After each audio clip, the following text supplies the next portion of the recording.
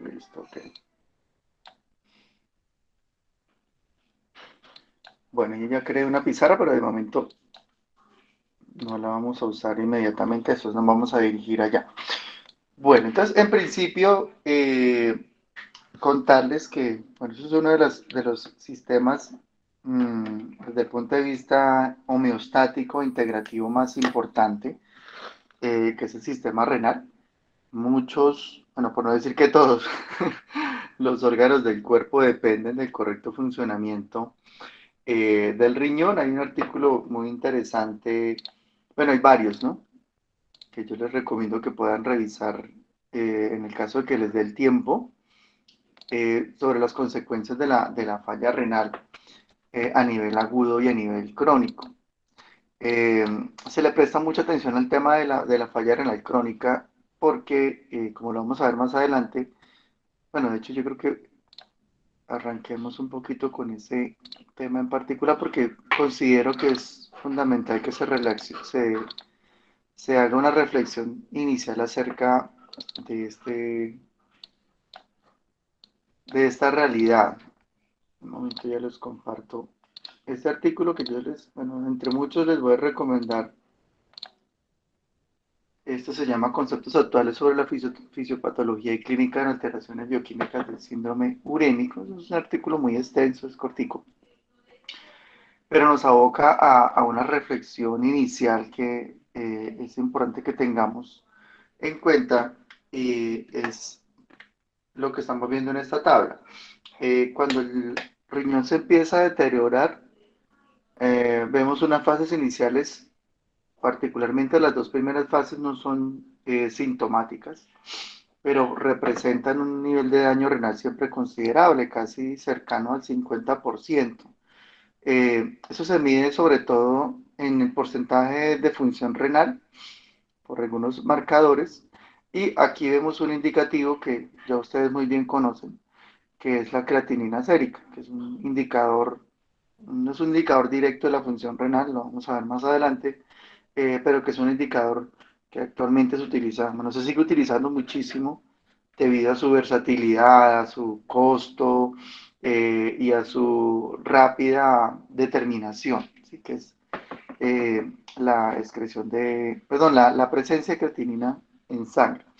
Entonces, conforme se va aumentando esa creatinina, la alteración renal pues va pasando diferentes etapas o fases. Eh, y lo que quisiera como reflexión inicialmente es que cuando tenemos una fase sintomática, la función renal realmente desciende de manera muy considerable, muy abrupta. En otras palabras, y es bueno que lo tengan muy presente, cuando ya presentamos, cuando el riñón empieza a presentar síntomas en un paciente, el daño renal establecido ya está eh, un poco más cercano al 50%, y si se avanza más en la fase, inclusive hasta el 80%. ¿Qué significa eso? Que cuando una persona empieza a mostrar en la clínica o en los paraclínicos síntomas, su riñón ya está afectado, probablemente más del 50%. Y eso tiene una serie de explicaciones que iremos desarrollando a lo largo de este componente dentro del curso, que se explican a partir de la resiliencia o a partir de la capacidad que tiene el riñón desde el punto de vista metabólico para resolver una gran cantidad de problemas, pero con el lastre que ello arrastra. Conforme el riñón resuelve inconvenientes y problemas del orden metabólico y bioquímico, pues se va desencadenando una serie de aspectos de deterioro. Muy posiblemente ya ustedes sabían esto, pero quienes no, la invitación es a que se reflexione sobre todo en lo que está determinado en evitar el avance en las diferentes fases.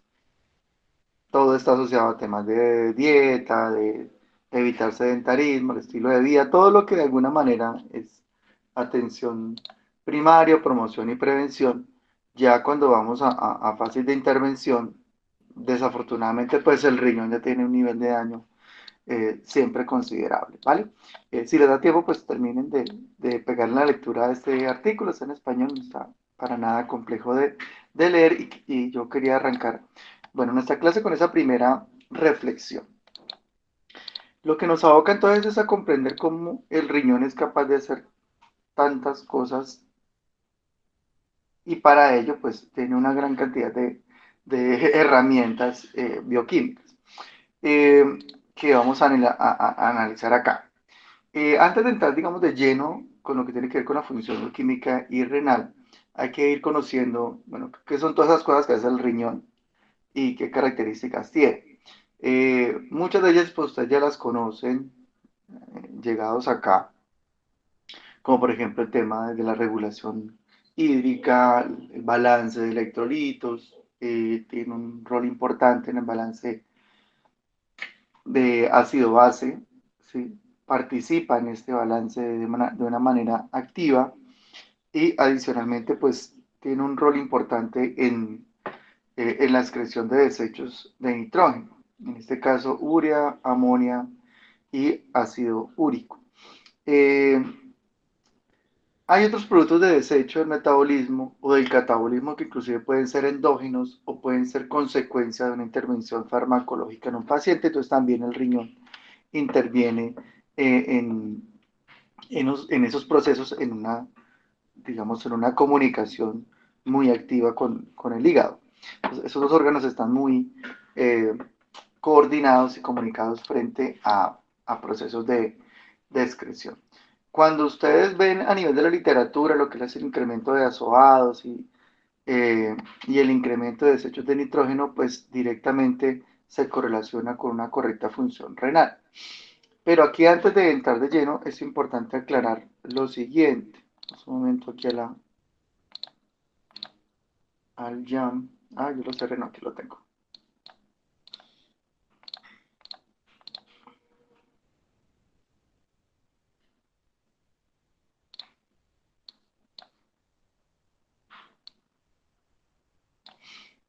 Listo. Después vamos a abocar en ese aspecto un poco más de lleno. Pero hay que arrancar inicialmente hablando de que el nitrógeno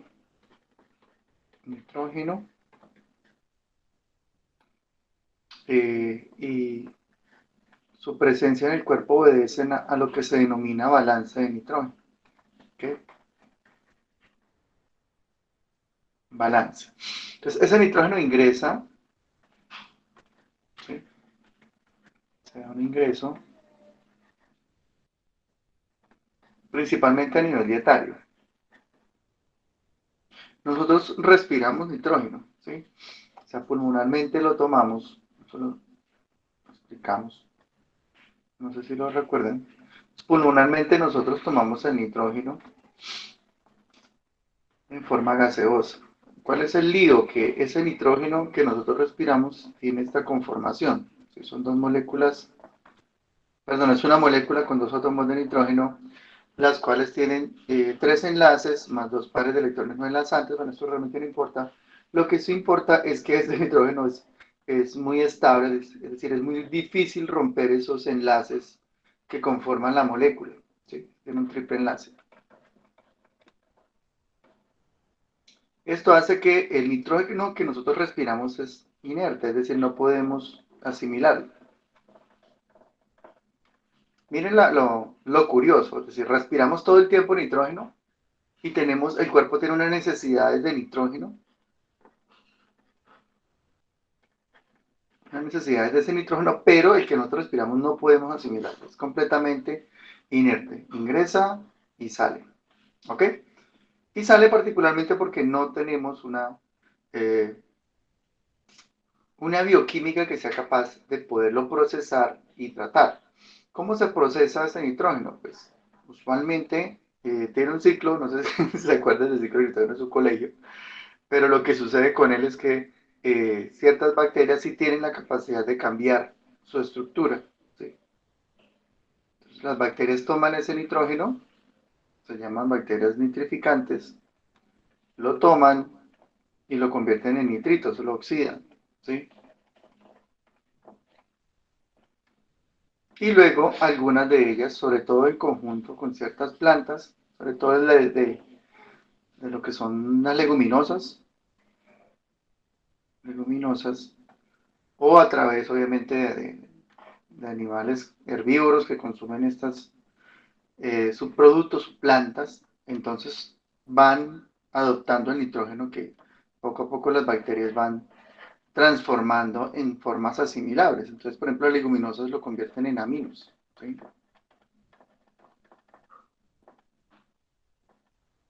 ¿Listo?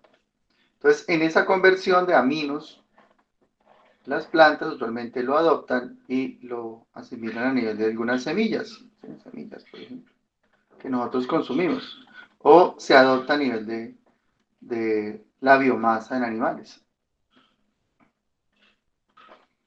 Entonces, mira todo ese viaje que hace el nitrógeno. Esas son las que nosotros consumimos todo el tiempo. Entonces, frijol, lenteja, arveja.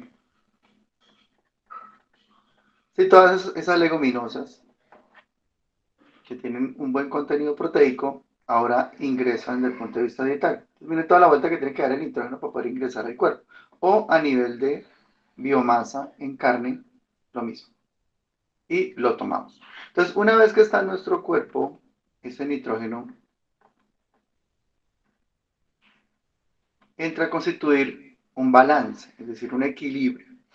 Es decir, nosotros tomamos ese nitrógeno y podemos retenerlo o podemos excretarlo. Retenerlo o excretarlo. Hasta ahí vamos bien, ¿sí me he hecho entender? Sí se entiende, ¿cierto?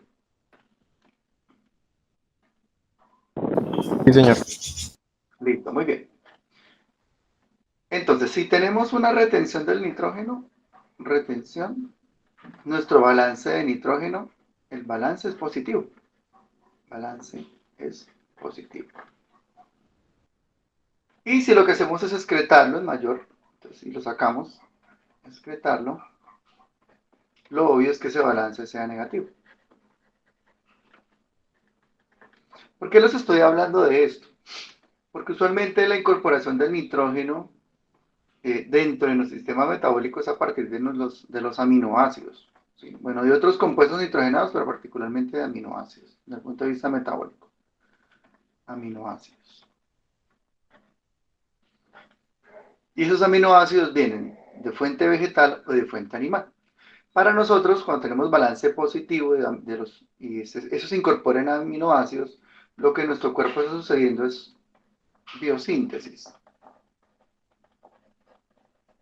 Es decir, nuestro cuerpo crece o nuestro cuerpo está en un estado de potenciación. Está creciendo o está manteniendo funciones o está en una alta actividad física. ¿Sí? Es decir, nuestro cuerpo brilla. ¿Ok? Sí, está activo. Biosíntesis.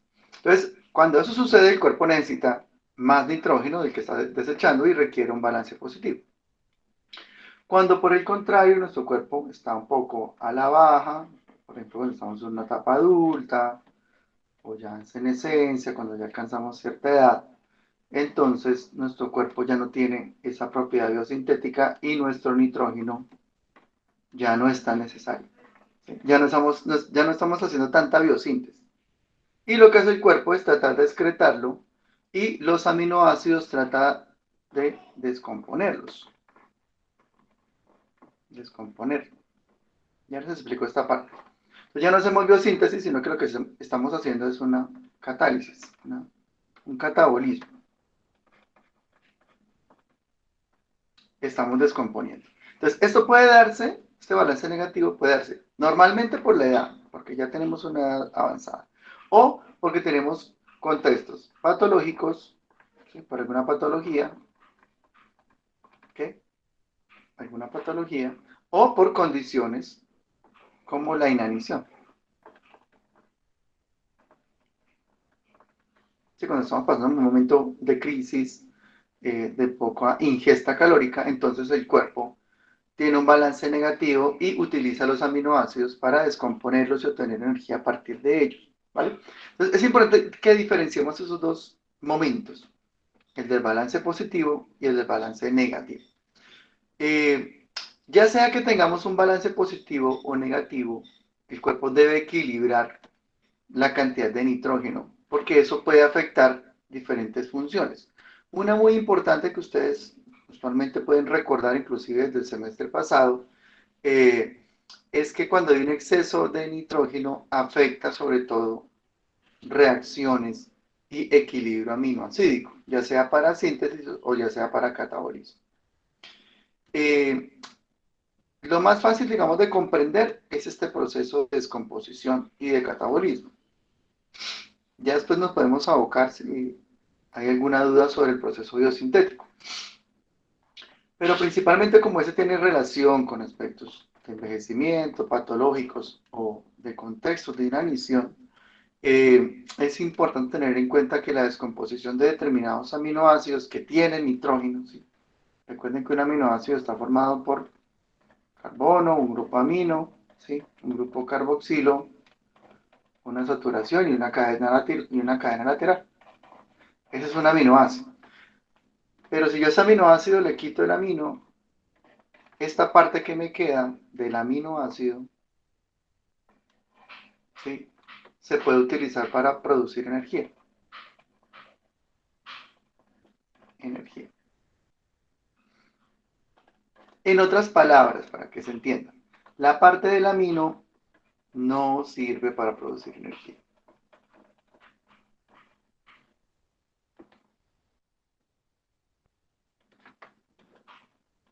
Entonces, si estoy en un contexto de inanición, no estoy comiendo bien, el cuerpo puede utilizar proteínas, por ejemplo, de los músculos, descompone esas proteínas, obtiene los aminoácidos, pero como no toda la parte del aminoácido sirve para producir energía, ¿qué hace? Tiene que quitar ese grupo amino, esa parte de nitrógeno, y dejar lo que sí sirve para producir energía. ¿Ok? Por tanto, esto constituye un producto de desecho. De desecho. Y ese producto de desecho, pues hay que eliminar.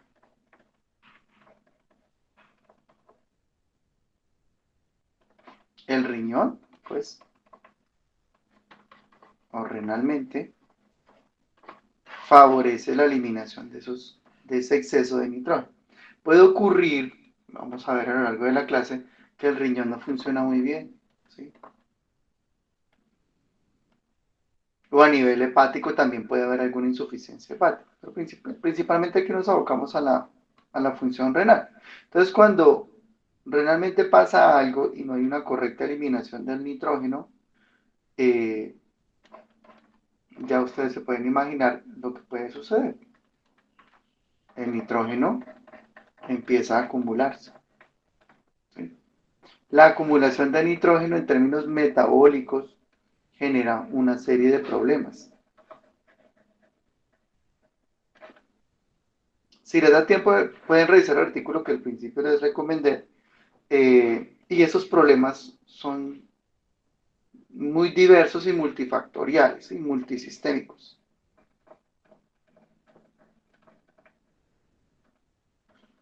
Y lo grave es que impactan sobre órganos muy fundamentales, esencialmente dos, el corazón y el cerebro. Entonces, vamos a hacer la recapitulación porque he hablado un montón de cháchara y los tengo de pronto un poco perdidos. Entonces, arrancamos diciendo que el nitrógeno es un elemento fundamental para el cuerpo, ¿sí? Que no lo obtenemos desde el punto de vista gaseoso y que dependemos de bacterias, herbívoros y plantas para poderlo obtener e incorporar a nuestra dieta. ¿Vale? Nuestro cuerpo tiene una serie de necesidades de nitrógeno, principalmente explicadas desde procesos biosintéticos y de reparación.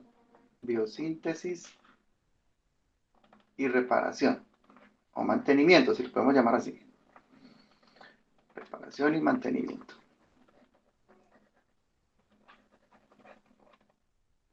¿Ok?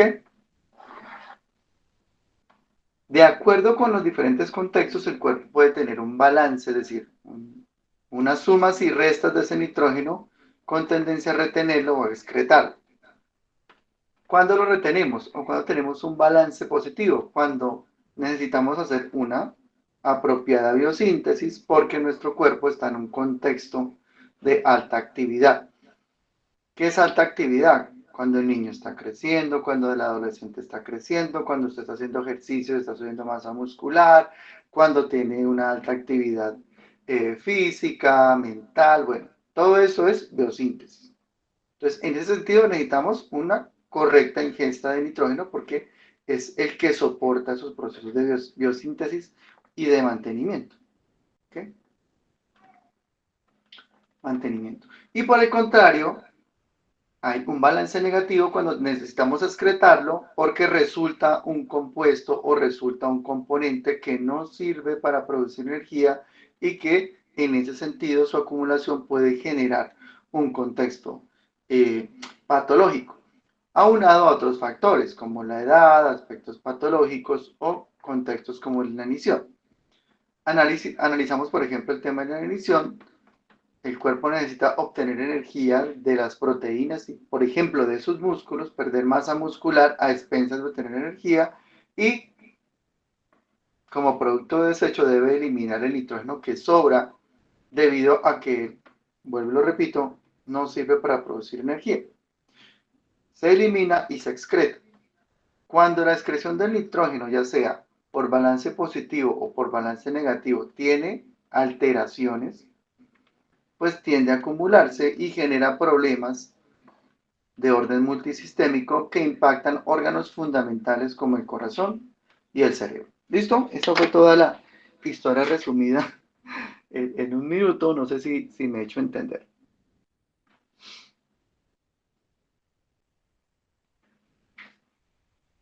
Bueno, Sí, espero que sí. sí. Listo, muchas gracias. Vamos a ver un ejemplo de lo que implica algunos problemas de orden de la acumulación de nitrógeno, solamente en un contexto, aunque ustedes, si lo recuerdan, ya lo vieron en semestres anteriores. Una función importante que puede verse afectada por tema de incremento de nitrógeno es la transaminación.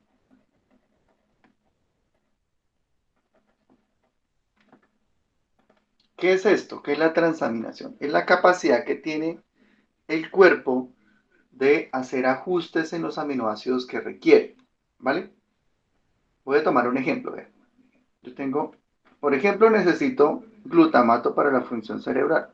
Glutamato.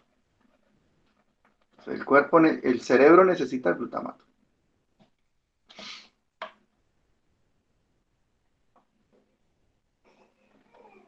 Listo, ahí está mi cerebro y él necesita glutamato para que pueda funcionar. Pero no tiene una buena ingesta de glutamato. Entonces, el cuerpo puede tomar otro aminoácido que no es el glutamato y puede transferir el amino para convertirlo en un intermediario útil, que en este caso es el glutamato que necesita. Entonces, puede partir de un aminoácido, por ejemplo, la alanina. ¿Sí? Entonces, toma alanina, alanina. ¿Sí? Recuerden que eso es un aminoácido. Voy a poner acá el amino para que se resalte. Aquí está, miren. Alanina. Y esa alanina toma un intermedio que se llama alfa-ceto glutarato, que es del ciclo de Krebs. Glutarato. De pronto no lo recuerdo, pero ahí vamos. Recordando. ¿Listo? ¿Qué es lo que pasa en esta reacción? ¿Y quién hace esto? Esto lo hace una enzima transaminasa, ¿sí? ALT, es hepática. ¿Listo? Entonces, ¿esta enzima qué hace? Conjura esto, toma estos dos elementos y hace lo siguiente. Toma este amino y se lo pasa a este intermediario. Y este intermediario se convierte en glutamato. ¿Ve? Y este aminoácido que perdió su amino, ahora se queda convertido en piruvato, que es un intermediario de la glicólisis. No sé si se acuerdan. Bien. Se llama transaminación porque está transfiriendo el amino a un alfa-cetoácido, a este intermediario de Krebs, y ahora lo convierte en algo que es útil para el cuerpo. Entonces, eso permite que el cuerpo haga un balance de elementos que necesita a partir de los que posiblemente le sobren. ¿Ve? Esa es una reacción de transaminación. ¿Ok? ¿Se entiende, cierto? No hay problema. Veamos un contexto patológico. Pues cuando hay un exceso de aminos, por ejemplo, NH3, ¿sí? Aminos, NH3, NH3. Cuando yo tengo muchos aminos en el cuerpo, estas reacciones se ven afectadas. ¿Por qué? Porque este alfa-ceto puede que no reciba el amino de aquí, sino que reciba un amino externo. Listo, no hay problema, yo necesitaba glutamato, resolví el inconveniente. Ese glutamato inclusive puede recibir más aminos de afuera. Mira, ¿sí ven? El glutamato cuando recibe otro amino, no este, de la transaminación, sino por otra enzima, ya les digo cuál es, de forma externa se convierte en glutamina. Lo que quiero explicar acá es que cuando hay mucho nitrógeno en exceso, los aminoácidos empiezan a recibir aminos. Y los alfa-cetoácidos, es decir, estos que son capaces de recibir, siguen recibiendo aminos y empiezan a alterarse las reacciones. En otras palabras, ya las reacciones no se vuelven bidireccionales, sino unidireccionales. Es decir, ya no se devuelven. ¿Y cuál es el problema de que no se devuelvan? Pues de que todos los aminoácidos o alfacetos, es decir, estos y estos, empiezan a recibir aminos.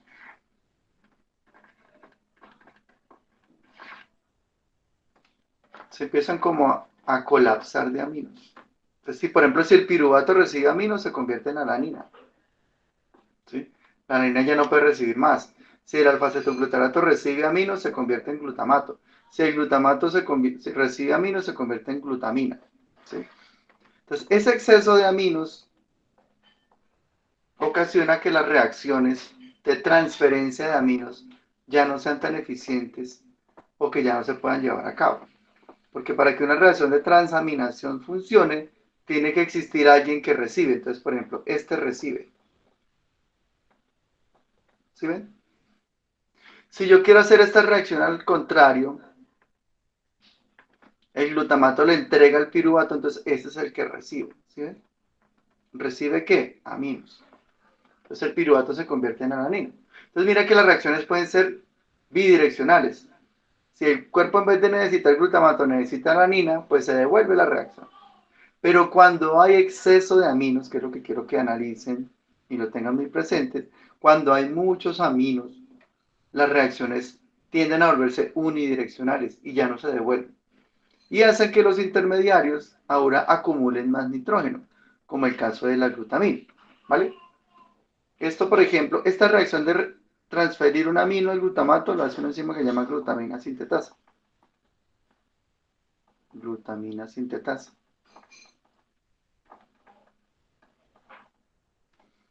Pero cuando hay exceso de aminas, ella podría hacer la reacción reversa, es decir, de glutamina a glutamato. Pero cuando hay, vuelvo a lo mismo, el mismo cuento, martillo y martillo. Vean, cuando hay exceso de aminos, ya para esta enzima es muy difícil devolverse. Entonces la reacción se vuelve unidireccional. Y la tendencia es a que suceda esto. Mira. Todo se vuelve unidireccional y todo se va hacia acumulación de aminoácidos que pueden recibir aminos, como el glutamato y la glutamina, que tiene inclusive dos aminos más, pero ella no puede recibir más. Y aquí se bloquea la reacción, es decir, ya como que todos los aminos se quedan estancados acá, en la glutamina, y hay otra que se llama asparagina, ¿sí? Recibe más nitrógeno. Y las reacciones ya no se pueden devolver. Como no se pueden devolver, ciertos aminoácidos empiezan a agotarse, como por ejemplo el glutamato, ¿sí? ¿Por qué hay deficiencia de glutamato? Porque el glutamato empieza a recibir aminos, se convierte en glutamina, pero la glutamina no es neurotransmisor, no sirve para hacer neurotransmisión. Entonces, esto puede llevar a problemas del sistema nervioso, ¿sí? A neuropatías o inclusive a coma. Esa es la explicación. Yo sé que ustedes ya saben que un incremento de azoados, un incremento de nitrógeno puede llevar al coma. Yo sé que ustedes lo saben, pero ese es el contexto bioquímico que explica por qué pasa eso, ¿sí? Esa es la explicación que, bueno, muy posiblemente de pronto se les olvide en un futuro, pero sí van a recordar que depende de que hay reacciones que se bloquean o que se vuelven unidireccionales como consecuencia de la acumulación de nitrógeno. ¿Listo? ¿Esa parte se entendió? ¿Quedó claro? O si no, lo vuelvo a explicar, no hay problema.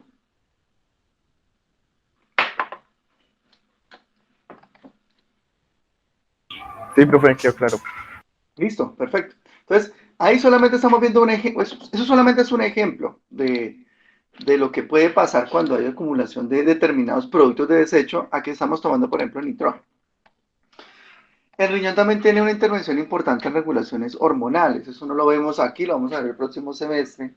Cuando veamos, por ejemplo, reproductivo, cuando veamos, por ejemplo, eh, sistemas endocrinos, ahí vamos a ver cómo el riñón puede, desde el punto de vista suprarrenal, pero no directamente el riñón, pero sí su regulación suprarrenal o en la producción, por ejemplo, de eritropoyetina, puede intervenir en el balance hormonal en el cuerpo y otras funciones como por ejemplo el tema de aldosterona o la, eh, este ciclo de aldosterona que es importante para la regulación de líquidos. Importante tener en cuenta que también el riñón interviene en temas de biosíntesis, por ejemplo, de aminoácidos, de creatinina, carnitina, ¿sí? Por ejemplo, la carnitina para el tema de lípidos, creatina para el funcionamiento muscular. El riñón también es capaz de hacer gluconeogénesis, a veces eso eh, no está en toda la literatura porque solamente trata de explicarse a nivel del hígado, pero la gluconeogénesis, que es decir, la síntesis de glucosa de nuevo, gluconeogénesis, ¿sí? Eso es para que no se van a dar ponchar cuando estén en clínicas. Gluconeogénesis la hace el riñón, bueno, la hace principalmente el hígado, ya ustedes lo saben, hígado, pero también la hace el riñón. ¿Listo? Hígado y riñón.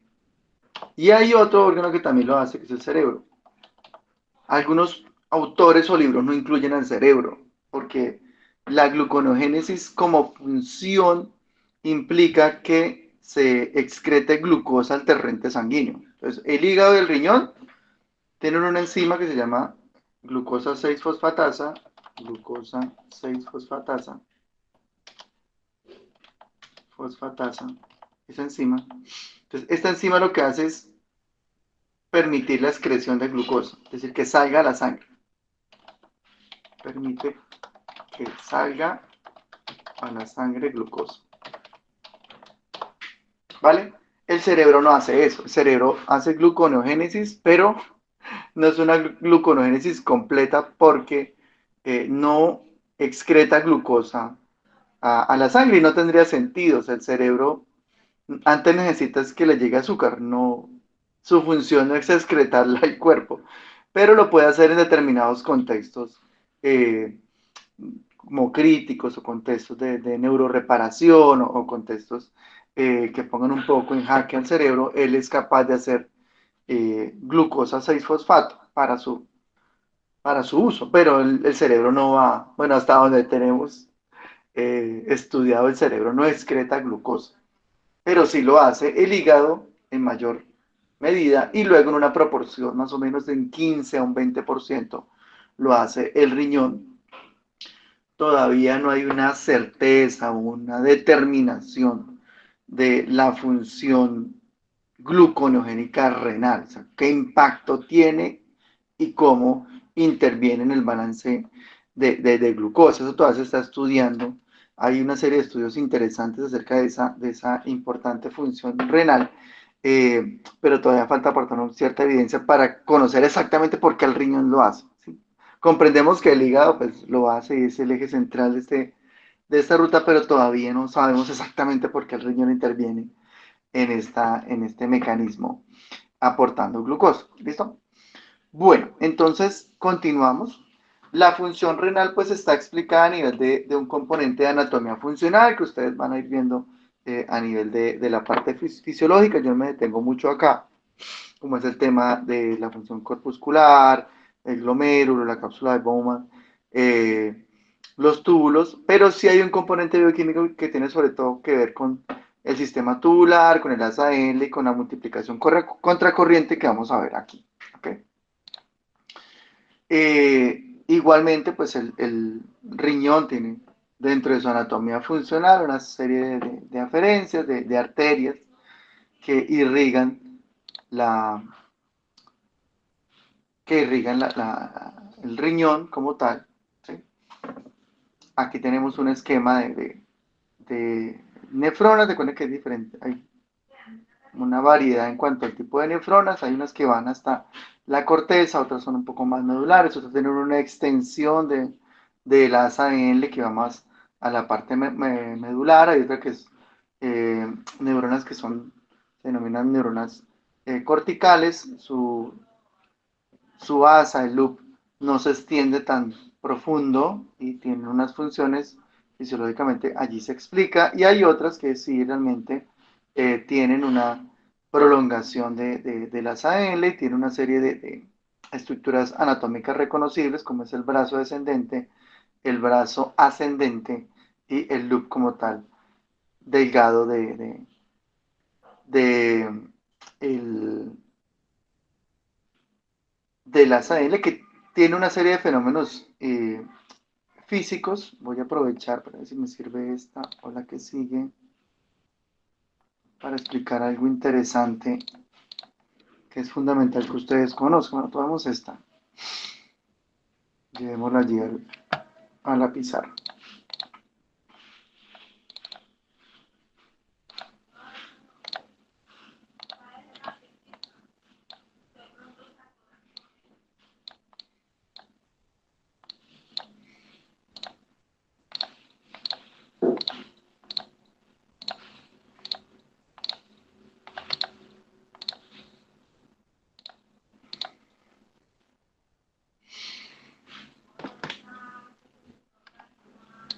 Bueno, ¿por qué traigo esto acá? Eh, para comprender en la totalidad la función renal, además de los componentes funcionales, también hay que traer a colación ciertas funciones físicas. ¿Sí? Ciertas funciones físicas. De una vez voy a traer acá a esta que me sirve, esta de acá.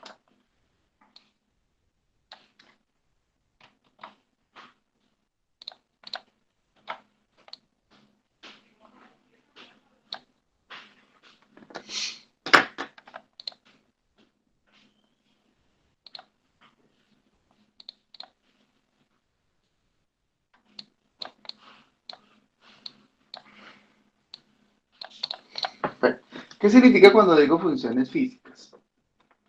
Lo primero que tenemos que recordar es que, por ejemplo, si ustedes toman un gas, ¿sí? Lo ponen en un émbolo, de hecho uno lo hace a veces jugando con las jeringas, ¿sí? ¿Ok? Toman una jeringa, ahí está, y ustedes ponen su dedito, ¿sí? Y tapan el orificio de salida, ¿sí? Y presionan el émbolo. Lo más obvio es que ustedes pueden mover el émbolo y al final el gas se va a comprimir. ¿Listo? Esa es una obviedad y ustedes pues lo saben muy bien. Lo que a veces no es tan obvio es el tema de tener la jeringa y en vez de que esté llena de aire, es tenerla llena de líquido. ¿Sí? Entonces cuando usted te pone su dedito acá, ¿ok? Tiene su dedito ahí, pone el dedo y empieza a impulsar el émbolo, pues muy posiblemente ese émbolo no se va a mover. Y acá arranca todo. Los líquidos son incompresibles. ¿Sí?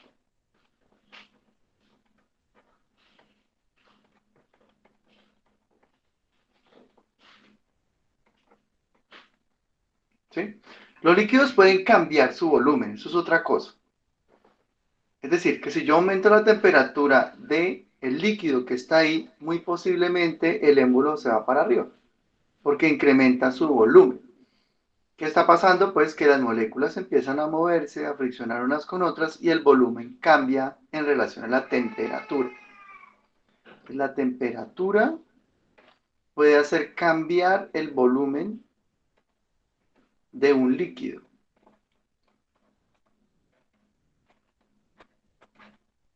Pero la presión, es decir, tú presionas el émbolo, eso no cambia el volumen, porque tú no puedes comprimir ese líquido.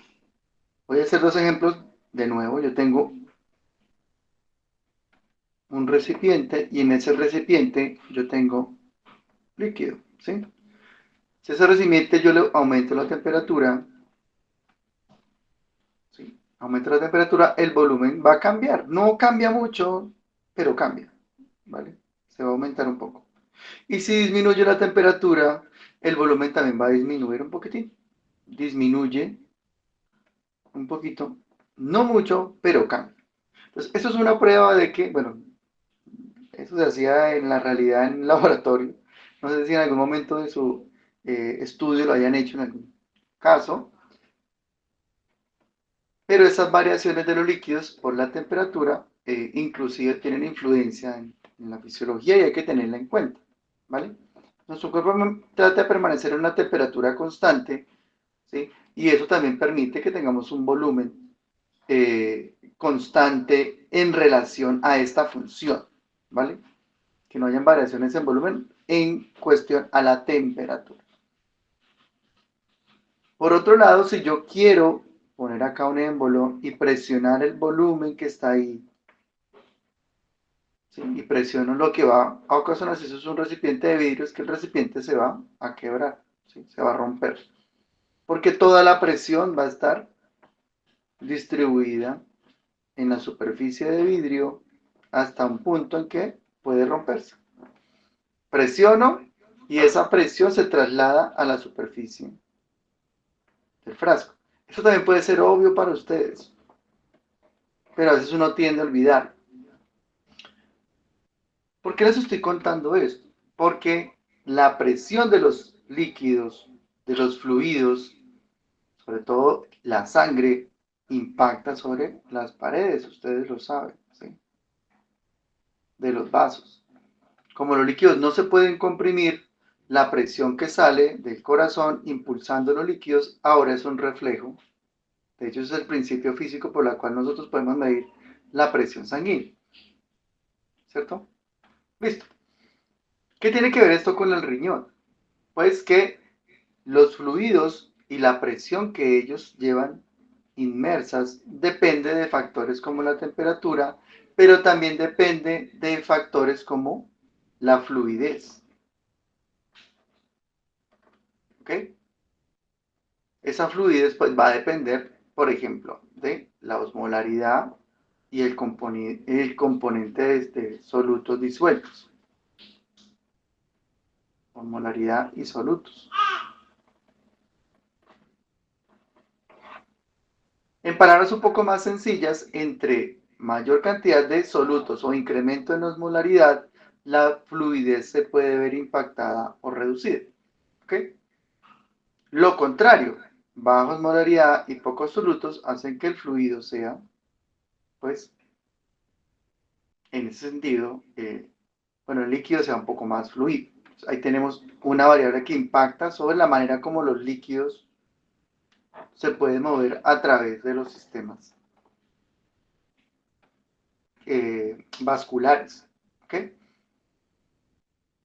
Por otro lado, la presión que viene en el líquido que no puede comprimirse, pues ahora termina impactando todos los componentes vasculares. Y eso se aprovecha precisamente acá, ¿vale? En la cápsula. Entonces hay unos pies, unas fenestraciones, hay unos poros, ¿sí?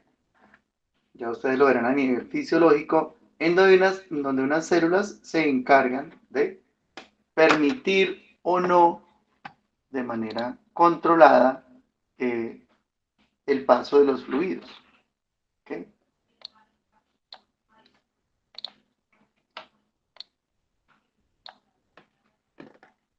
¿Sí? Entonces ahí se forma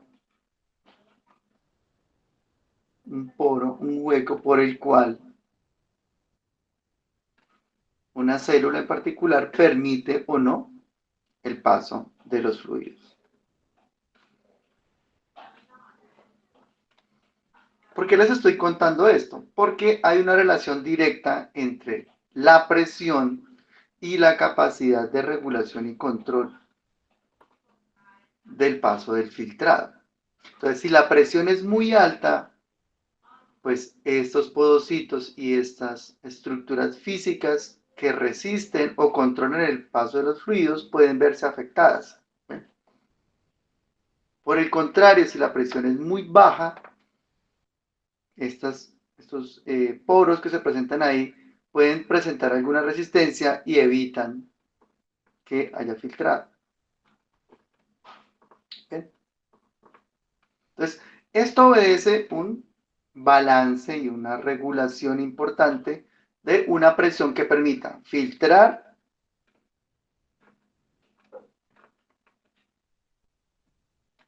el contenido, obviamente que se quiere filtrar, que se quiere determinar en últimas para poder excretar lo que el cuerpo considere que debe ser eliminado y no exacerbar la presión, porque si se exacerba, es decir, si se incrementa mucho la presión, pues esto puede contraer a un incremento de filtrado. Entonces, para resumir y para no enredar tanto el asunto, si hay mucha presión en el sistema, es muy probable de que, uno, se impacten los sistemas de regulación y los poros, y esto puede tender a degenerarse, a ir perdiendo capacidad de filtrado. Y dos, se puede generar un exceso de filtrado. Ya vamos a ver que eso tiene unas consecuencias. Exceso de filtrado. Entonces, como consecuencia del exceso de filtrado y a la pérdida de regulación y control pueden pasar elementos o pueden pasar intermediarios que no deberían estar pasando, ¿vale? Entonces, cuando por ejemplo usted en una química o en una prueba de orina, en un parcial de orina, se detectan proteínas, ¿sí? Un exceso de proteínas en la orina, es muy probable que haya un impacto de la función glomerular, ¿cierto? Porque los mecanismos que deberían estar controlando, que no deberían estar pasando proteínas, están fallando. Y las proteínas fallan y pasan por donde no deberían estar pasando, ¿cierto? Y eso es consecuencia de diferentes mecanismos. Yo estoy explicando solamente uno, que es la presión. Esa presión pues puede darse de una manera aguda que no es peligrosa. Por ejemplo, yo puedo incrementar la presión cuando tengo una ingesta de agua. ¿Sí? Le dicen a uno, uy, la hidroterapia, y eso es lo mejor que hay. La hidroterapia. Y la persona se pone como loca a tomar un montón de agua. ¿Sí? Entonces, se toma 3, 5 litros. El agua es buenísima, sí, el agua es muy buena. Pero no hay que olvidar que, como los líquidos no se pueden comprimir, todo el agua que ingresa al cuerpo, ¿qué va a hacer? Va a generar o va a incrementar la presión en el sistema, en todos los vasos. ¿Sí? Esa agua que ingresó empieza a presionar todos los vasos en el cuerpo. Entonces, por eso con esto hay que tener cuidado. Que la hidroterapia, que bla, bla, bla. ¿Qué hace el cuerpo? Inmediatamente, pues, alerta de que hay una situación anormal. ¿Sí? Porque el cuerpo tiene unos sensores que se llaman varoreceptores. Varoreceptores. Es decir, receptores de presión. De hecho, algunos de ellos están en el riñón. Pues detectan el incremento de presión e inmediatamente, pues, ponen en alerta y estimulan la diuresis. Y de una vez corra para el baño. Cuando se elimina el exceso de líquido, pues se equilibran las presiones y todo vuelve a la normalidad. Y eso es un momento agudo de incremento de presión. Agudo. Se tomó mucha agua y luego fuiste al baño y ya se solucionó el problema. Pero si tú repites mucho esto todo el día, hidroterapia, hidroterapia, todo el tiempo tome y tome mucha agua, y eso se vuelve algo no agudo, sino recurrente y crónico, ¿sí? Con eso hay que tener cuidado. Si el cuerpo tiene una disminución de fluidos, te lo va a hacer saber. Hay un centro que te dice, necesitamos líquidos, actívese y eso activa, ¿sí?, la sensación de sed. Y el cuerpo naturalmente lo hace.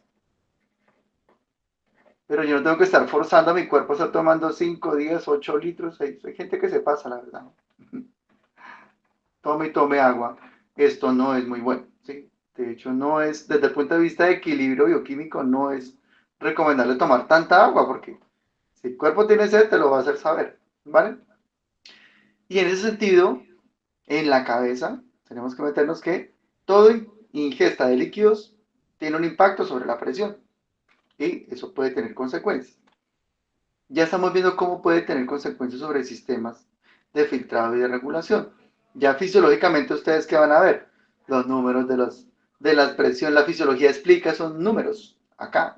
¿Cuánto es la presión que está pasando aquí? ¿Cuánto es el sistema de filtrado? Todo eso fisiológicamente se tiene muy bien establecido, pero desde el punto de vista básico a veces uno olvida esos conceptos como tan fundamentales que permiten después tener una claridad del proceso y de por qué en ocasiones se puede empezar a degenerar o a deteriorar un sistema tan delicado. Ese sistema es muy, muy delicado, es un sistema muy eh, sofisticado, pero muy delicado. Aunando el hecho de que las nefronas perdón, es que neuronas, estoy loco. Las nefronas son células similares a las neuronas en el sentido de su cosmitosis. ¿Qué significa eso? Que las nefronas, similar a las neuronas, ellas no tienden a multiplicarse una vez que se diferencian, ¿sí? Ellas se producen, están ahí, pero usualmente la capacidad proliferativa nefrónica es muy baja, es decir, el cuerpo no va a reemplazar las nefronas que ya se establecieron en la etapa adulta. Entonces, nefrona que muera, pues nefrona que muy difícilmente se va a reemplazar y eso hay que tenerlo muy en cuenta. La habilidad que tiene el riñón para soportar todos estos embates de presión y de alteraciones y modificaciones realmente es sorprendente, ¿vale? Y eso explicaba la primera reflexión que yo les hacía empezando la clase. Eh, que cuando no hay un daño bien considerable no se empiezan a mostrar síntomas o alteraciones en términos del riñón. ¿Esta parte inicial se entiende?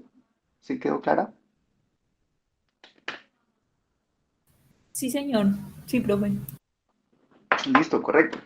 Vamos a recordar un concepto adicional, ¿sí? Estamos solamente como haciendo una recapitulación de conceptos porque esa es la base sobre la cual vamos a construir el resto de conceptos del curso. Otro que se olvida mucho y que es importante que ustedes siempre recuerden es el tema de la presión osmótica. Presión osmótica. ¿Sí? ¿Qué es esto? Pues es la consecuencia vascular del incremento de solutos. ¿Sí? Entonces, a mayor cantidad de solutos, mayor presión osmótica.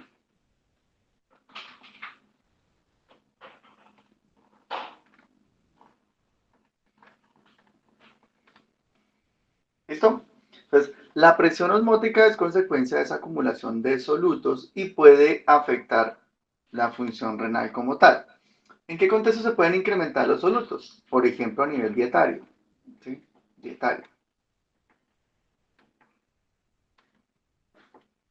Igual, si el riñón también tiene una afectación, la eliminación de ciertos solutos también puede impactar la presión osmótica, pero mayoritariamente se considera que el tema de ingesta en la dieta es la que puede estar impactando esa presión osmótica. ¿Y cómo sucede? ¿Cómo funciona? Por ejemplo, cuando tenemos un incremento en la ingesta de electrolitos. ¿Sí? Cuando consumimos alimentos muy, muy salados o muy azucarados. O dietas de alta carga proteica.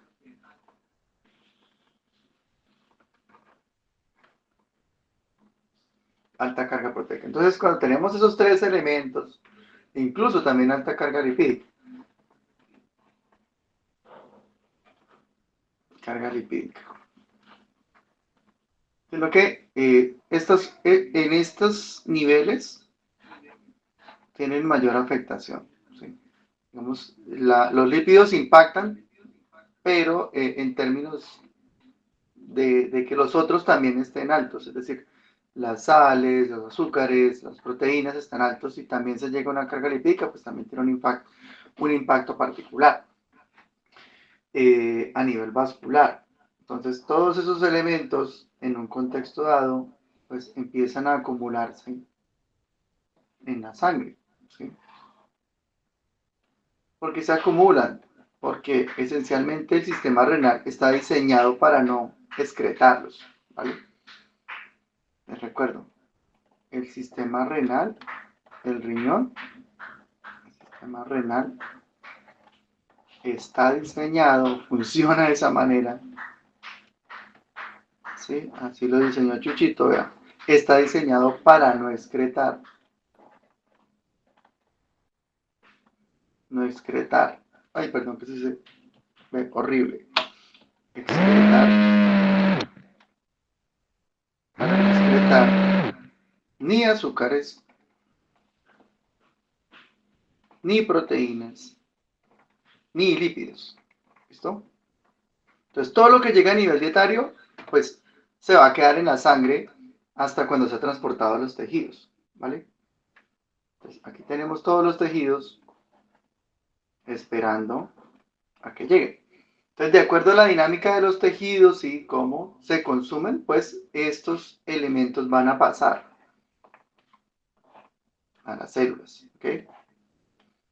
Pero si yo excedo azúcares, proteínas y sales también, me excedo en ellos, pues las células tienen un límite. Yo digo, uy, no, ya no me mande más proteínas que ya estoy bien, no me mande más azúcares. Entonces ya empiezan a rechazar.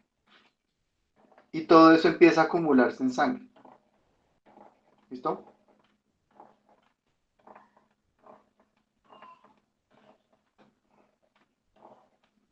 ¿Cuál es el inconveniente? Que cuando hay muchos solutos y ese incremento de presión osmótica, como consecuencia de los solutos, eso activa un fenómeno que ustedes muy bien conocen como ósmosis. Entonces, ¿qué pasa acá? El cuerpo, para balancear esto que está tan espeso con tantos solutos, le dice a las células, uy, pásenme un poquito de agua para yo poder disolver toda esta melcocha, perdóneme la palabra, pero es para que se entienda. Entonces, ahora los tejidos mandan agua. ¿Ven? Miren. Y ya sabemos lo que hace el agua. Como el agua no se puede comprimir, entonces empieza a generar presión. Esto no pasa de manera aguda, o sea, de manera aguda no tiene tanta incidencia. El problema es de temas, el problema es una consecuencia crónica. ¿Sí? Crónicamente ese es el problema. ¿Vale? Entonces el agua sale de los tejidos para disolver, para facilitar la disolución de esos solutos debido a este fenómeno osmótico. ¿Ok?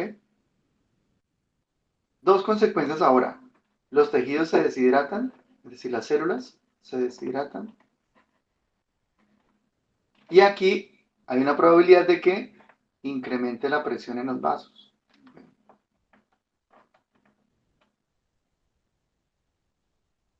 Entonces, si este fenómeno se repite y se repite y se repite y usted sigue comiendo salado, azucarado, proteico, lipídico, yo no estoy diciendo que no coma. Lo que digo es que hay que tener un balance en la ingesta, ¿sí? Un balance. Un balance. Sobre todo a nivel de estos dos primeros. Estos dos primeros son los que más impacto tienen a nivel osmótico, porque son muy solubles. Las sales y los azúcares son muy, muy solubles. Entonces, eso tiene un impacto importante a nivel de la presión osmótica, del fenómeno osmótico y de la llegada de agua a los tejidos. Y esto genera dos situaciones problemáticas para el riñón, ¿sí? La primera es un incremento en la presión, ¿sí? ¿Por qué sube la presión? Pues porque los líquidos ahora llegan al aparato vascular, ¿sí? Sale agua para disolver y en esa disolución pues hay una probabilidad de que se incremente la presión en el aparato vascular. Y lo segundo es que toda esa cantidad de solutos que están disueltos también pueden impactar la fluidez. ¿Ven? Si ustedes recuerdan y nos vamos para acá, entonces imagínense como si esto fuera una manguera. Entonces una cosa es dejar pasar por la manguera agua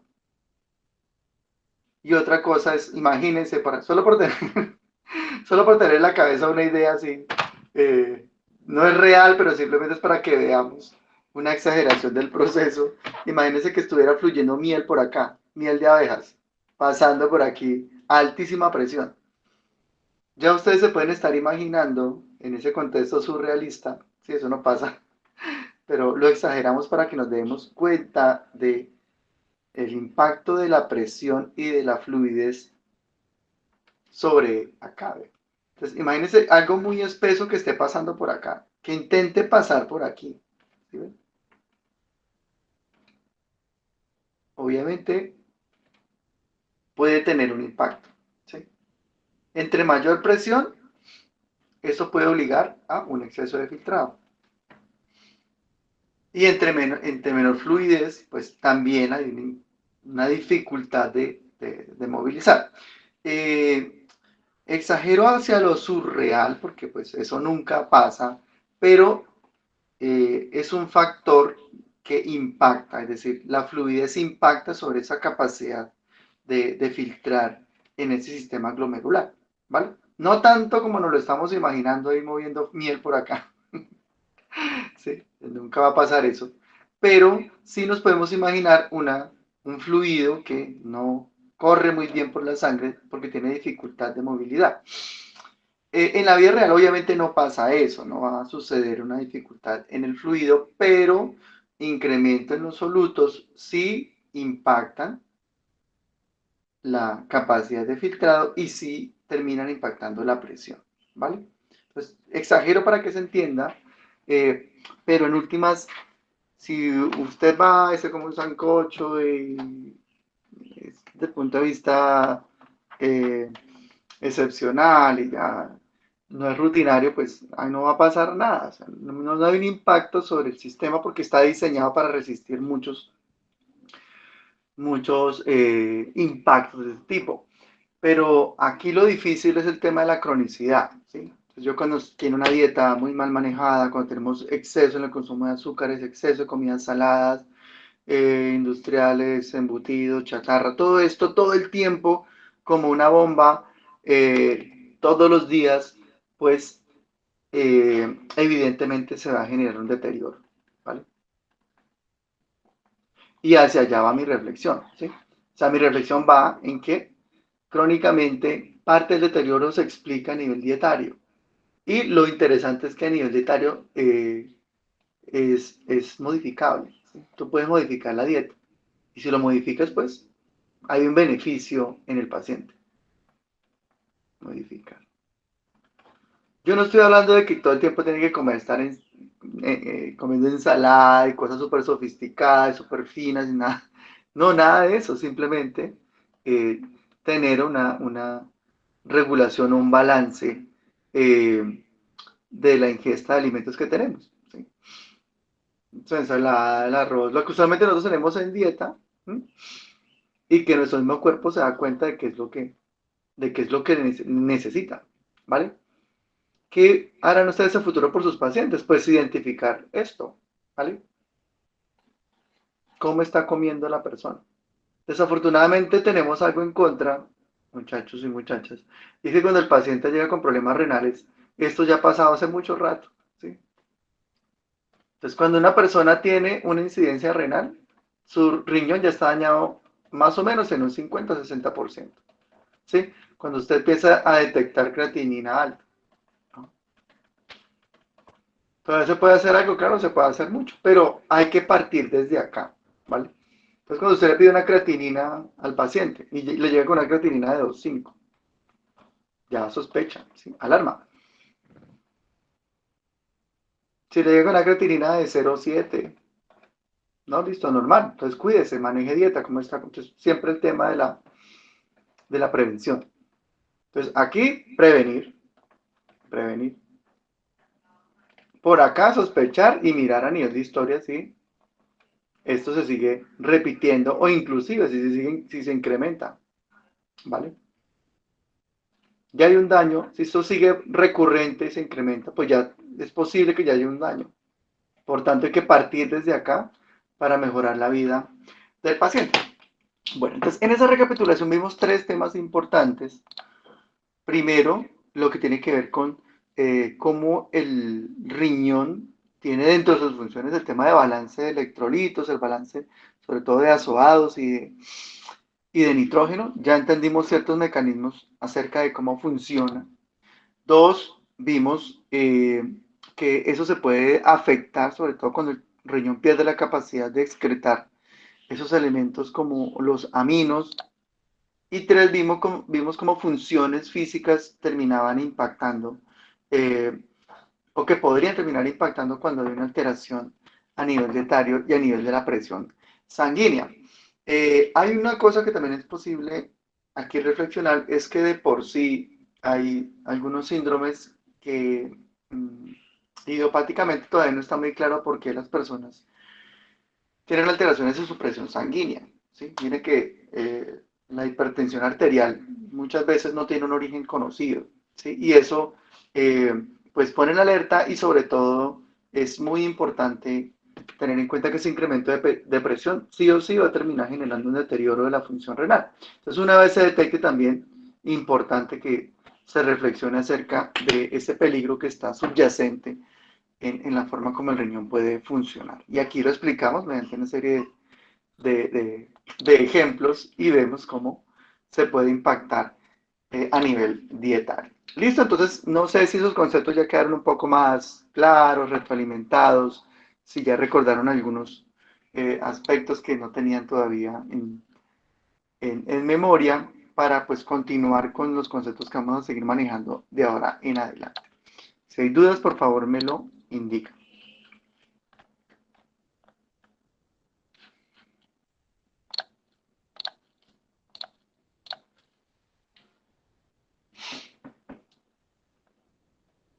Listo, entonces ya hablamos acerca de esto.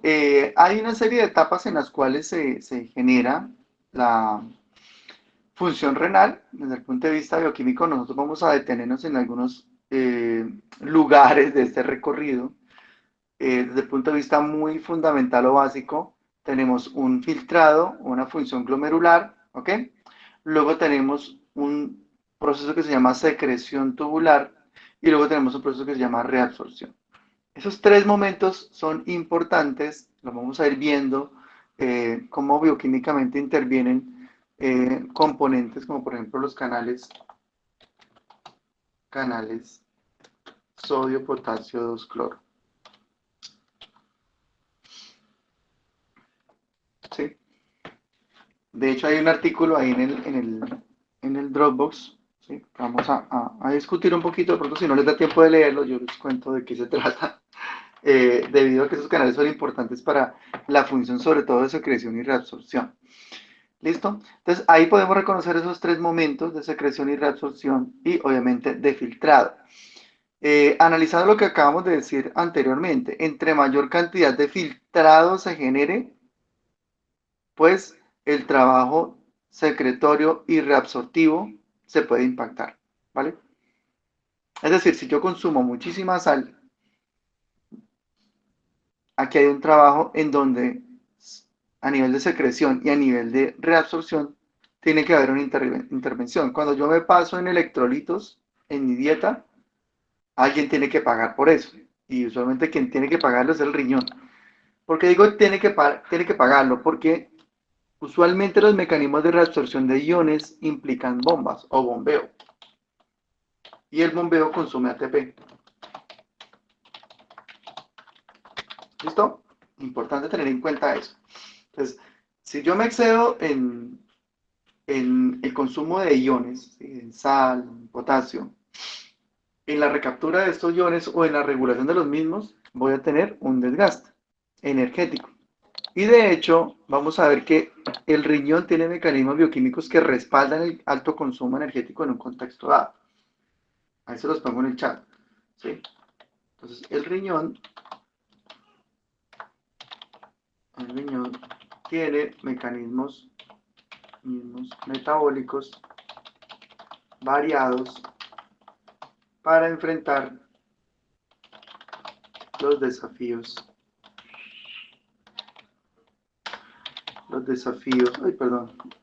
desafíos energéticos que enfrenta.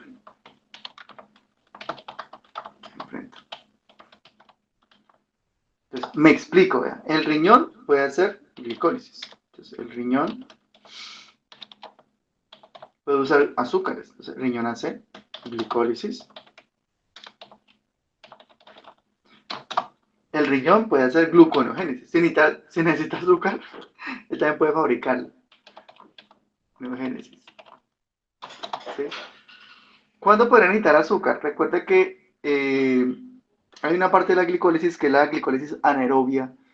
Y en esa glicólisis anaerobia se utiliza el azúcar, o se utiliza la glucosa eh, de una manera alterna en donde, por ejemplo, en zonas como el riñón que tiene baja vascularización, por ejemplo, en la zona medular, ¿sí? No va a llegar a una buena concentración de oxígeno al riñón. Entonces, él puede utilizar glicólisis anaerobia para poder alimentar esto con ATP y energía a expensas de que no exista oxígeno. ¿Ven? El riñón es muy, muy versátil.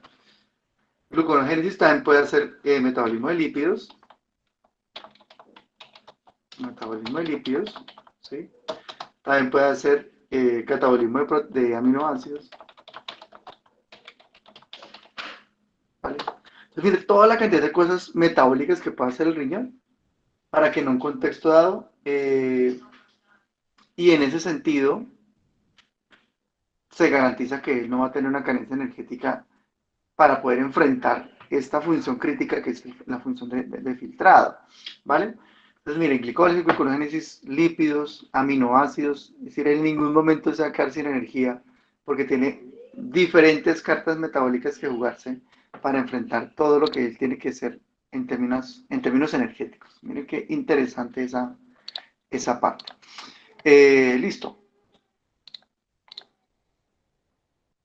Bueno, ya habíamos hablado cómo el plasma sanguíneo sí, es segado, es pasado a través de una red capilar endoteliar, capilares que permiten que facilitan el filtrado. Este componente celular también tiene una membrana basal negativamente cargada y controla también el paso de algunas proteínas, sobre todo a nivel de la albúmina, que es tan fundamental. Entonces, muchas proteínas no van a pasar por diferencia de cargas y de control. Esto ya lo explicamos en el contexto del funcionamiento renal y de la cápsula de Bowman para la filtración. Aquí hay un aspecto interesante que nos refiere función bioquímica y tiene que ver con el aparato yuxtaglomerular. ¿Sí? Entonces, hay una zona, de hecho que hay un artículo que yo les sugiero que revisen. Acá se los pongo. Para comprender, no es tan largo, no es tan extenso, no está en inglés, pero no es tan extenso. Comprender cómo es el funcionamiento de este aparato yuxtaglomerular, que actúa como un sensor del contenido de filtrado y adicionalmente de la sangre para hacer un balance o hacer una regulación del esfuerzo energético que tiene que hacer el riñón para enfrentar con, la, con el filtrado, ¿vale? Entonces, aquí tenemos una serie de células que se llaman la mácula densa y aquí tenemos el glomérulo como tal. Entonces, tanto a nivel de la entrada como de la salida ¿sí? El riñón, en este caso, en esta zona del riñón, es capaz de determinar cómo está entrando la sangre, qué solutos o qué componentes ingresan y qué componentes están saliendo, ¿vale? Y sobre eso contrarregular la función glomerular que está eh, ejecutándose en este punto. Esta es una zona muy activa, adicionalmente es sorprendente la manera como funciona. Entonces, para que profundicen, les ruego que revisen este artículo, principalmente porque aquí nos toman un tema que es el de la retroalimentación, cómo el riñón es capaz de retroalimentar, es decir, darse cuenta de qué es lo que está pasando tanto a la entrada como a la salida y ajustarlo no solamente para el funcionamiento renal, sino también para la activación de otras funciones, como por ejemplo el sistema de renina-angiotensina. Todo esto puede en últimas verse ajustado. Por ejemplo, si hay una disminución de presión, la disminución de presión va a tener como consecuencia una disminución en el filtrado.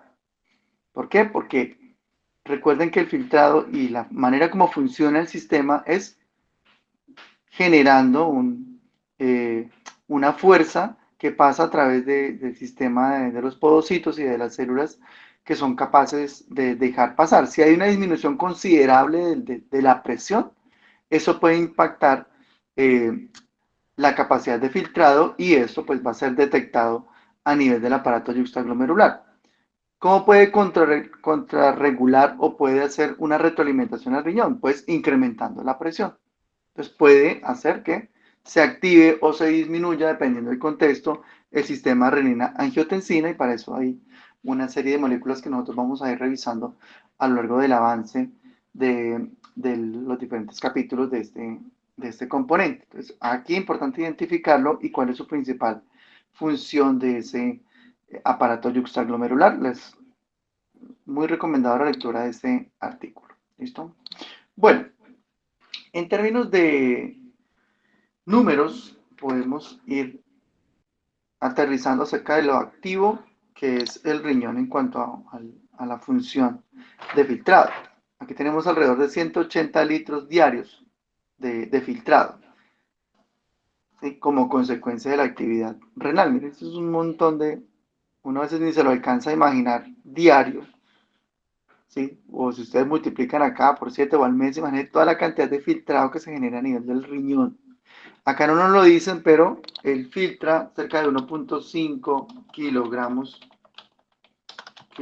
de sal, ¿sí? Al día, ¿sí? Ese es el filtrado. No es que eso se excrete, ¿no? Eso se vuelve otra vez. Recuerden que una parte es la secreción, otra cosa es la reabsorción. Entonces, se excretan, pero se vuelven a reabsorber. De hecho, lo vamos a analizar más adelante por los diferentes momentos o lugares en los cuales se van filtrando eh, en el riñón. Acá adelantemos un poquito para que nos hagamos una idea.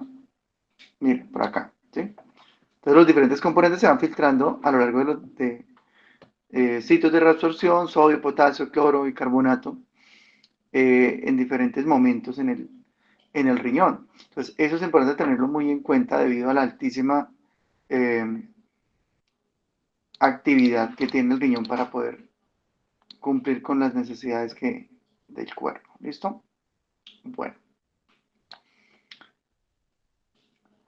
Después del filtrado se genera un primer tipo de orina que se denomina orina primaria, que es muy similar al plasma y contiene algunas proteínas que son pequeñas, que pueden pasar por estos poros, eh, por los procesos de los podocitos, pueden pasar por ahí algunas proteínas, pero vuelven otra vez a reabsorberse a nivel de los diferentes túbulos o sistemas tubulares.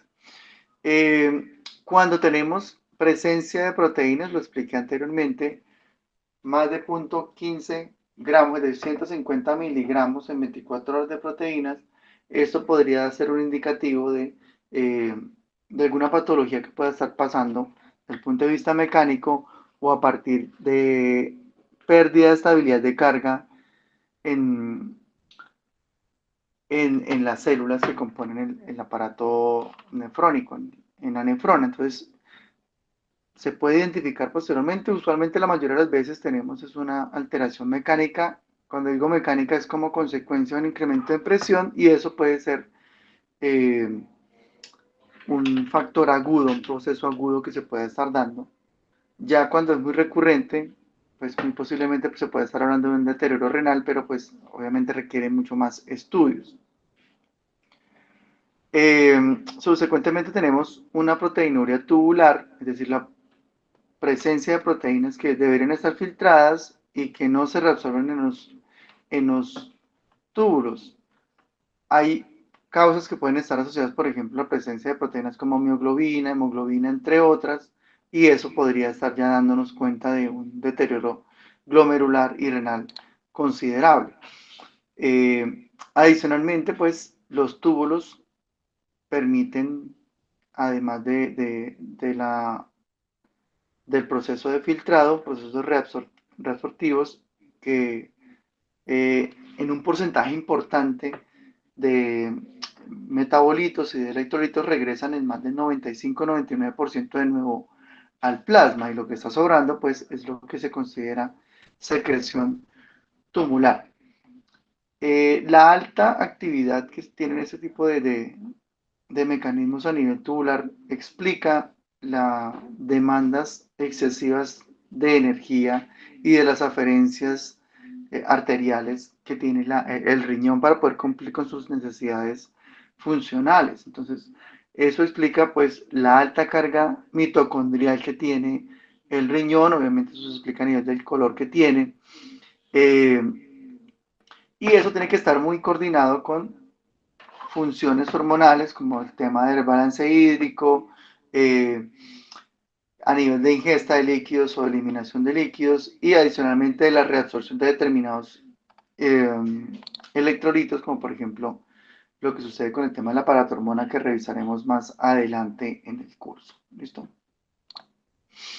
Bueno, entonces para poder tener en contexto vamos a como subdividir eh, por regiones o por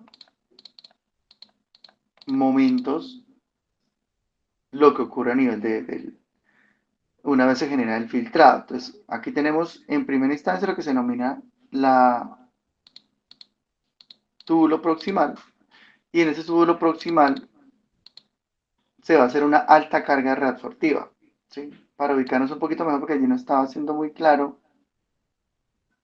Por acá, aquí. ¿Sí? Proximalmente pues tenemos un activo sitio en donde se hace una reabsorción de gran cantidad de metabolitos que se han originado en el filtrado.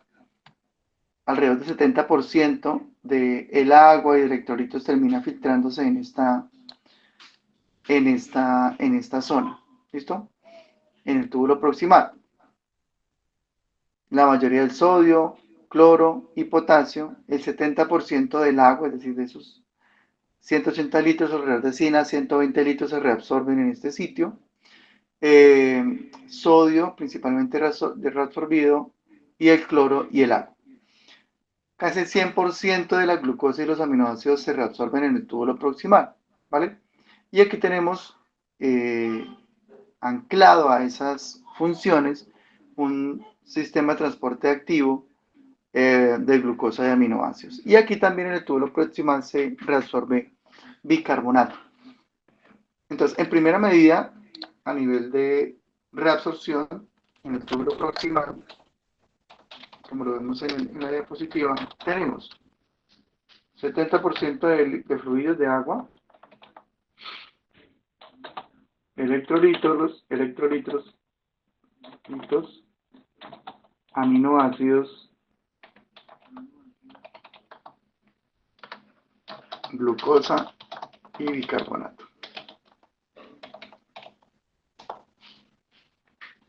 Como lo vemos acá más adelante, los electrolitos se van a resolver a lo largo de todo el recorrido. Proximal, en el asa L, en el distal y en el colector. Sodio, potasio y cloro en todos esos diferentes sitios, vamos a ver, la urea tiene diferencial en cuanto al porcentaje de reabsorción, porque cuando hay exceso y hay balance de nitrógeno, que puede explicar una disminución o un incremento en la secreción, eso depende del contexto, si tenemos un balance positivo o negativo de nitrógeno, en forma de urea se va a poder reabsorber o secretar a nivel proximal, en el asa N, distal o en el colector. Y acá es importante ese cuadrito porque hay algunos metabolitos que no se van a reabsorber en otro lado. Por ejemplo, el ácido úrico, por ejemplo, la glucosa, se puede reabsorber en un 98 al 100%, pero solamente se va a realizar este proceso en el túbulo proximal. El bicarbonato, mire que se reabsorbe al 100% a nivel del proximal y a nivel distal. En el asa N hay una restricción o no hay manera de reabsorberlo en estos sitios. Y el agua, vamos a verlo inclusive a nivel del sistema contracorriente, se reabsorbe en un 99.4% en promedio en todo el recorrido. Proximal, asa L, distal y colector. ¿Listo? Entonces, allá nos hacemos una idea de cómo va a ser ese recorrido. Listo. Vamos a finalizar haciendo una recordación acerca de la reabsorción del bicarbonato. Recuerden que el bicarbonato se reabsorbe al 100%. Al 100%. Y eso se explica debido a su importancia en la regulación ácido-base. Okay. ¿Cómo funciona el sistema? Entonces, rápidamente. Aquí tenemos los túbulos o los capilares peritubulares. Aquí nos encontramos a nivel de las células del túbulo proximal. Y lo que va a suceder acá es un retorno del bicarbonato hacia los capilares peritubulares. Acá no se ven, pero para que nos ubiquemos un poquito, acá a nivel proximal hay una red de capilares, algunos descienden más allá y consolidan lo que se denomina la base recta, pero acá no la vemos, pero son puros túbulos que están acompañando, no sé si de pronto se puede ver en otra, a ver si se puede ver más adelante, no.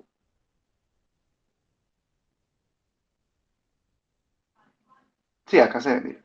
Entonces, a nivel proximal, toda una red capilar acompaña adyacente a los túbulos, ¿sí? A nivel proximal, a nivel descendente, ascendente e inclusive a nivel colector, ¿vale? Entonces, allí, en ese proceso, el bicarbonato va a pasar a nivel de la red peritubular. ¿Cómo sucede? El mecanismo pues depende de la bomba de sodio-potasio. Recuerde que esta bomba gasta ATP. Esto es uno de los mecanismos que explica el alto gasto energético en el riñón.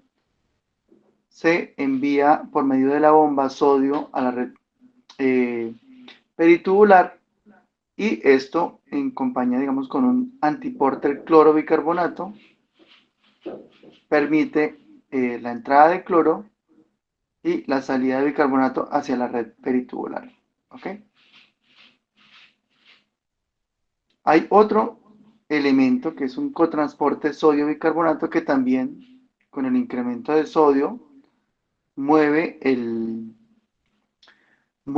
sodio hacia la red peritubular y esa fuerza de salida de sodio también se utiliza para llevar ese bicarbonato.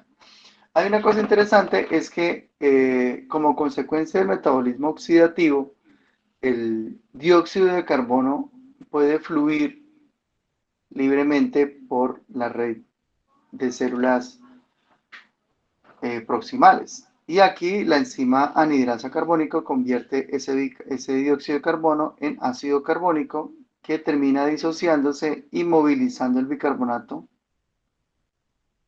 como conglomerado acá a la red peritubular. Entonces mire cómo aquí hay una transferencia del dióxido de carbono que puede estar disuelto como lo vimos en el capítulo anterior a nivel de respiratorio. Recuerden que hay una fracción del dióxido de carbono está en forma gaseosa y aquí puede utilizar el aparato peritubular y la célula proximal para convertirlo en bicarbonato y movilizarlo en forma soluble. Acá está en forma gaseosa, acá termina convertido en forma soluble, ¿vale? En este mecanismo de separación del ácido carbónico, ¿sí?, en bicarbonato y el protón, este protón, por medio de este antiporter sodio-protón, moviliza el sodio al interior. Acá el sodio se acumula en el interior de la célula proximal y ahora esa acumulación de sodio se utiliza para mover, por ejemplo, el bicarbonato, que es el que estamos viendo acá. ¿Ven? Luego ese protón se elimina, se puede de nuevo integrar a una molécula de bicarbonato y la anidrasa puede disolverlo, puede separarlo, perdón, a nivel de agua y dióxido de carbono. Entonces, mire que el dióxido de carbono puede venir de la sangre o puede venir del filtrado. Es un tema bien interesante y de acuerdo a cómo se encuentre en mayor concentración en el filtrado o en mayor concentración en la sangre, él puede intervenir para poder integrar una condición de solubilidad, como en el caso del bicarbonato, y va a retornar a la sangre. Conclusiones de este proceso. Primero, pues el cuerpo siempre va a tener una tendencia de recapturar el bicarbonato y de enviarlo de nuevo a la red peritubular, ¿sí?, a los capilares tubulares. Esa es la tendencia natural. Dependiendo de la presencia de dióxido de carbono en el filtrado o en la sangre, esto puede hacer que esa recaptura se incremente o inclusive se puede llegar a disminuir. Todo eso depende de la actividad metabólica que esté ocurriendo en el cuerpo. ¿Listo? ¿Hasta acá tienen alguna pregunta?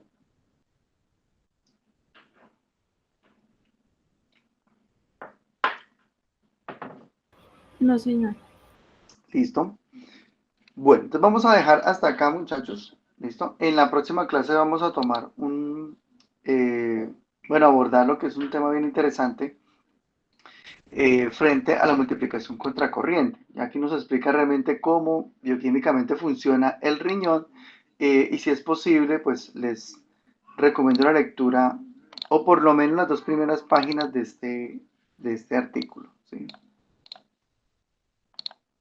Ojalá puedan tomarse un poquito de tiempo y lean por lo menos las 2 primeras páginas de este artículo, la página, bueno, la primera y esta. Estas dos, ¿listo? ¿Listo? Fisiología y fisiopatología del cotransportador sodio de potasio 2-cloro, ¿ok? Porque vamos a necesitar, digamos, como esos conceptos para comprender en detalle cómo funciona el sistema contracorriente. Y ya con eso, pues, nos vemos en la próxima clase. Muchas gracias por su asistencia y nos veremos. Que tengan un feliz resto de semana.